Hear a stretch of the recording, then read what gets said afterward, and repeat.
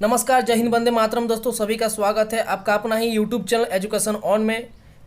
हमारे इस चैनल में हिंदी पेडागोजी के महत्वपूर्ण क्वेश्चन की प्लेलिस्ट में आपको वीडियो मिल जाएंगे। जो अभी पिछले वीडियो को नहीं देखे वो जाकर देख सकते हैं। शिक्षक भर्ती हर एग्ज़ाम में पूछे जाने वाले वीवीआई क्वेश्चन है पेडागोजी के, जो आप देख सकते हैं। और अभी तक जो बच्चे हमारे चैनल को सब्सक्राइब नहीं किए हैं, चैनल को सब्सक्राइब कर लीजिए और नोटिफिकेशन बेल को ऑन जरूर कीजिए ताकि आपको हमारी वीडियो की नोटिफिकेशन मिलते रहे। आज की इस वीडियो में हिंदी पेडागोजी के 10 ऐसे महत्वपूर्ण क्वेश्चन हैं जो हर साल एग्जाम में पूछे जाते हैं। आप देख सकते हैं आपके मोबाइल पे, आपके पीसी पे, आपके लैपटॉप पे। पहला क्वेश्चन ये रहा, भाषा के अभिव्यक्ति कौशल है सुनना पढ़ना, सुनना बोलना, बोलना लिखना, पढ़ना लिखना। देखिए, भाषा के अभिव्यक्ति कौशल, भाषा को आप अभिव्यक्त कर सकते हैं कैसे? सुन के, पढ़ के, सुन के, बोल के, लिख के, या पढ़ के या लिख के। देखिए, हम अपनी बातों को दो तरह से अभिव्यक्त कर सकते हैं, या तो बोल के या लिख के। भाषा को अभिव्यक्त करने के दो कौशल हैं, एक बोलना, एक लिखना। तो इसका सही आंसर हो जाएगा सी, बोलना और लिखना। चलिए नेक्स्ट क्वेश्चन देखते हैं। नेक्स्ट क्वेश्चन ये रहा, उपचारात्मक शिक्षण की सफलता निर्भर करती है उपचारात्मक शिक्षण की सामग्री पर, भाषिक नियमों के ज्ञान पर, समय व अवधि पर, समस्याओं के कारण की सही पहचान पर। 10 आपको वीवीआई क्वेश्चन है। आप कितना सही कर रहे हैं कमेंट में हमें ज़रूर बताइए। देखिए, उपचारात्मक शिक्षण की सफलता, आप अपने बच्चों में उपचारात्मक शिक्षण कर रहे हैं तो उसकी सफलता कैसे निर्भर करेगी? उपचारात्मक शिक्षण की सामग्री पर, भाषिक नियमों के ज्ञान पर, समय व अवधि पर, या समस्याओं के कारण की सही पहचान पर। देखिए, उपचारात्मक शिक्षण की सामग्री पर निर्भर करता है, लेकिन हमें सबसे बेस्ट आंसर चुनना है। भाषिक नियमों के ज्ञान पर, ज्ञान और भाषिक नियम इतना जरूरी नहीं है। समय व अवधि पर हो सकता है, समस्या के कारणों की सही पहचान पर। ये हमारा राइट आंसर हो जाएगा। किसी भी समस्याओं का उपचार करने के लिए सबसे पहले आपको समस्या का कारण को पहचानना पड़ेगा कि समस्या क्या है। निदान करने से पहले आपको उनकी समस्याओं को ढूंढना पड़ेगा। तो हमारे उपचारात्मक शिक्षण की सफलता तभी हो सकती है जब समस्या की सही पहचान हो पाएगी। तो इसका सही आंसर हो जाएगा डी, समस्याओं के कारण की सही पहचान पर। चलिए नेक्स्ट, ये रहा हमारा नेक्स्ट क्वेश्चन। नेक्स्ट क्वेश्चन हमें पूछ रहा है, हिंदी की कक्षा में प्रायः हिंदीतर भाषी बच्चे हिंदी सीखने में अनेक कठिनाइयों का सामना करते हैं क्योंकि प्रायः हिंदी और उनकी मातृभाषा की संरचना में अंतर होता है। वे मन लगाकर हिंदी नहीं सीखते, हिंदी सीखने के प्रति उनमें अरुचि होती है। बहुत कठिन भाषा है। देखिए, हिंदी बहुत कठिन भाषा नहीं है। हिंदी सीखने के प्रति उनमें अरुचि नहीं होती है, वे मन लगाकर हिंदी नहीं सीखते। ये देखिए, तीनों का तीनों क्या है? नेगेटिव आंसर है। तो हमें पॉजिटिव चुनना है। तो इसका सही आंसर हो जाएगा, प्रायः हिंदी और उनकी मातृभाषा की संरचना में अंतर होता है। देखिए क्या होता है, बच्चे जब अपनी मातृभाषा को लेकर कक्ष में आते हैं तो उनकी भाषा और विद्यालय की भाषा में थोड़ा सा अंतर होता है। कैसा अंतर? वो घर परिवार में अपनी बातों को अपनी तरह से बोल सकते हैं, लेकिन विद्यालय में क्या होता है कि उसको विद्यालय में अपने हिसाब से उसकी परिस्थिति के अनुसार बोलना पड़ता है। तो क्या होता है कि प्राय हिंदी और उनकी मातृभाषा की संरचना में अंतर होता है। चलिए नेक्स्ट क्वेश्चन देखते हैं। बोलना कौशल में महत्वपूर्ण है। देखिए, बोलना कौशल में महत्वपूर्ण क्या है? मधुर वाणी, संदर्भ एवं स्थिति के अनुसार अपनी बात को कह सकना, स्पष्ट एवं शुद्ध उच्चारण, अलंकारिक भाषा का प्रयोग। बोलना कौशल में महत्वपूर्ण क्या है? मधुर वाणी हो सकता है, अलंकारिक भाषा का प्रयोग, रटने पे ज़्यादा ध्यान नहीं देना है, स्पष्ट एवं शुद्ध उच्चारण, ये भी हो सकता है। लेकिन इसका सही आंसर हो जाएगा बी, संदर्भ एवं स्थिति के अनुसार अपनी बात कह सकना। बोलना कौशल का सबसे महत्वपूर्ण है बात यह है कि जब आप अपनी बातों को स्थिति के अनुसार नहीं बोल पाते हैं तो वो आपके कौशल में कमी है। जब अपनी बातों को आप स्थिति के अनुसार बोल लेते हैं, समझ लेते हैं, तो वही आपका सबसे बेस्ट कौशल हो जाता है। तो इसका सही आंसर हो जाएगा संदर्भ और स्थिति के अनुसार अपनी बात को कह सकना। चलिए नेक्स्ट क्वेश्चन देखते हैं। जो बच्चे अभी तक आप हमारे चैनल को सब्सक्राइब नहीं किए हैं, चैनल को सब्सक्राइब कर लीजिए और नोटिफिकेशन बेल को जरूर ऑन कर लीजिए ताकि आपको नोटिफिकेशन मिलते रहे। और आप 10 में से कितना सही कर रहे हैं इसका कमेंट हमें जरूर करें। बच्चों के लेखन कौशल का मूल्यांकन करने के लिए कौन सी विधि बेहतर हो सकती है? सुंदर लेख का अभ्यास, अपने अनुभव को लिखना, श्रुति लेख या पाठ आधारित प्रश्नों के उत्तर लिखना। देखिए, बच्चों के लेखन कौशल का मूल्यांकन करना है तो सबसे बेहतर विधि क्या हो सकती है? सुंदर लेख का अभ्यास उतना अच्छा नहीं लग रहा है, अपने अनुभवों को लिखना, श्रुति लेख, पाठ आधारित प्रश्नों का उत्तर लिखना। देखिए, ये सब नेगेटिव लग रहा है। अभी एनसीएफ ने बताया है कि बच्चे को करके सीखना, क्रिएटिविटी के माध्यम से जब बच्चे सीखते हैं तो वो ज़्यादा सीखते हैं।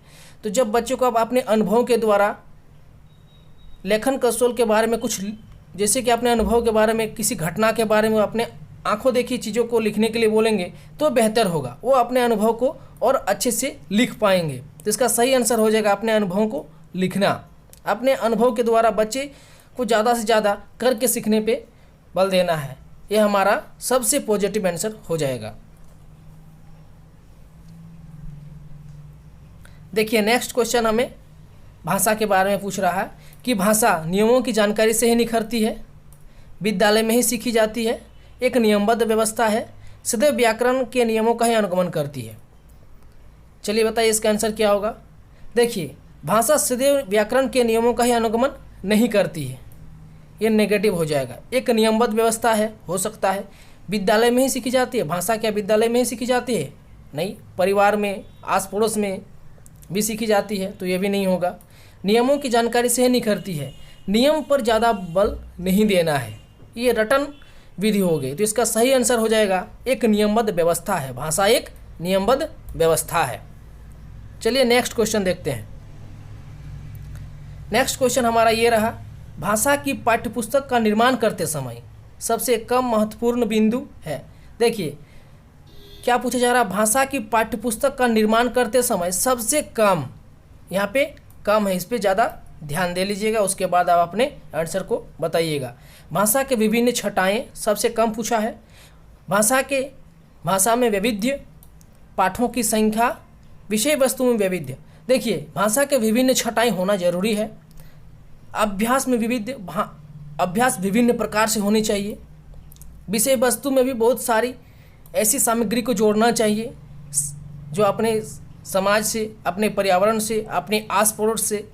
पाठों की संख्या, ये हमारा सही आंसर हो जाएगा। सबसे कम पूछा है तो पाठ की संख्या कम होने से भी चलेगा, लेकिन ये जितनी भी चीज़ें हैं ये होना जरूरी है। तो इसका सही आंसर क्या हो जाएगा? पाठों की संख्या। नेक्स्ट क्वेश्चन ये रहा,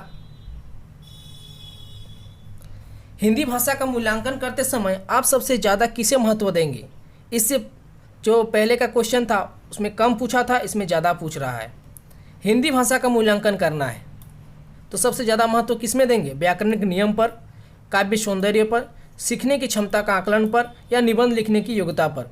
देखिए, व्याकरणिक नियम रटने पर है, काव्य सौंदर्य ये उच्च माध्यमिक कक्षा में होते हैं। निबंध लिखने की योग्यता से भाषा का मूल्यांकन नहीं कर सकते हैं, लेकिन सीखने की क्षमता का आकलन आप कर सकते हैं कि बच्चे किस तरह से सीख रहे हैं, इससे आप अपनी भाषा का मूल्यांकन कर सकते हैं। बातों को आप कैसे बच्चे अव्यक्त कर रहे हैं, कैसे उस संदर्भ के हिसाब से अपनी स्थिति के अनुसार बच्चे भाषा को बोल रहे हैं, ये सारी चीज़ें आपका हिंदी भाषा में आ जाएगा। तो इसका सही आंसर हो जाएगा सीखने की क्षमता का आकलन।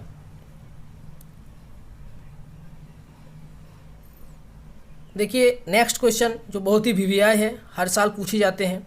दृष्टिबाधित बच्चों को भाषा सिखाते समय अधिक से अधिक मौखिक भाषा का प्रयोग करना चाहिए। उन्हें कक्ष में अलग बैठाना चाहिए ताकि उन पर विशेष ध्यान दिया जा सके। उन्हें विभिन्न भाषिक गतिविधियों में शामिल नहीं करना चाहिए। कम पाठों वाली पाठ्यपुस्तक का निर्माण करना चाहिए। क्या पूछ रहा है? दृष्टिबाधित बच्चा है तो उसको भाषा सिखा रहे हैं कक्षा में, तो अब क्या करेंगे? कम पाठों वाली पाठ्य पुस्तक का निर्माण किया जाना चाहिए? नहीं, ऐसा नहीं है। सभी को साथ में लेकर पढ़ना है, किसी के लिए विशेष उपकार नहीं करना है। उन्हें विभिन्न भाषिक गतिविधियों में शामिल नहीं करना चाहिए? नहीं, सभी को शामिल करना है, सबको एक साथ सिखाना है। उन्हें कक्ष में अलग बैठाना चाहिए ताकि उन पर विशेष ध्यान दिया जा सके? नहीं, सबको साथ में। समावेशी शिक्षा में बताया गया है सबको साथ में पढ़ाना है, चाहे वो दृष्टिबाधित बच्चे हो। हाँ, उसमें कुछ विशेषता दिया जाना चाहिए, लेकिन क्या होगा, दृष्टिबाधित बच्चे हैं आपके क्लास में, तो आपको अधिक से अधिक मौखिक भाषा का प्रयोग करना होगा ताकि उन बच्चों को लाभ मिल सके, वह भी साथ साथ में पढ़ सके। तो इसका सही आंसर हो जाएगा ए, अधिक से अधिक मौखिक भाषा का प्रयोग करना चाहिए। आपका लास्ट क्वेश्चन ये रहा। आपको वीडियो कैसा लगा लाइक कीजिए, कमेंट कीजिए और हमें ज़रूर बताइए। और 10 में से आपका कितना सही हो रहा है ये हमें कमेंट में ज़रूर बताइएगा। और अभी तक जो बच्चे हमारे चैनल को सब्सक्राइब नहीं किए हैं, चैनल को सब्सक्राइब कर लीजिएगा, नोटिफिकेशन बेल को जरूर ऑन कीजिएगा ताकि आपको नोटिफिकेशन मिलते रहे। देखिए लास्ट क्वेश्चन है, बच्चे विद्यालय आने से पहले भाषा के चारों कौशल पर पूर्ण अधिकार रखते हैं, अपनी भाषा की नियमबद्ध व्यवस्था की व्यवहारिक कुशलता के साथ आते हैं, कोरी स्लेट होते हैं, यहाँ पे स्लेट होगा, मिसप्रिंट हो गया है, कोरी स्लेट होते हैं, भाषा का समुचित उपयोग करने में समर्थ नहीं होते हैं।